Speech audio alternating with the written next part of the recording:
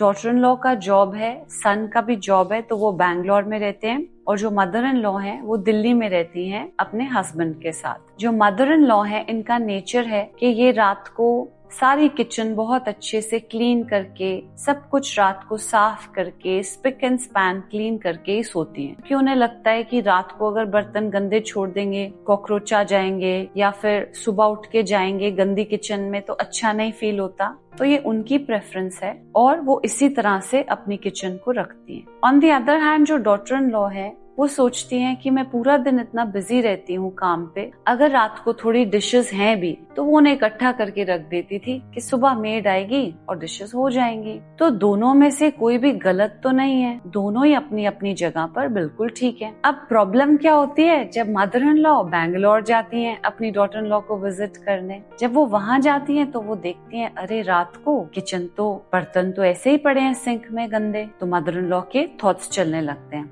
ऐसे कोई कैसे सो सकता है रात को गंदे बर्तन छोड़ के, तो कॉकरोच आ जाएंगे, सुबह इतनी गंदी किचन में जाने का मन नहीं करेगा। तो वो सोचती है चलो मैं ही धो देती हूँ ये बर्तन, और वो बर्तन धोने लगती हैं। अब जब डॉटर इन लॉ देखती है कि वो बर्तन धो रही हैं तो उसे लगता है ये तो बड़ी गलत बात है, ये तो मेरी गेस्ट आई हुई हैं। वो कहती है मम्मी आप छोड़ दो मैं धोती हूँ। लेकिन अब उसके मन में थॉट चलने लग जाते हैं कि क्या ही है, पड़े भी रहेंगे, सुबह हो जाएंगे, मम्मी को पता नहीं क्या है, अभी सब कुछ साफ करने की पड़ गई। सो इस तरह से दोनों एक दूसरे से कुछ बोलते नहीं है, लेकिन मन में थोड़ा क्लैशेस शुरू होते हैं।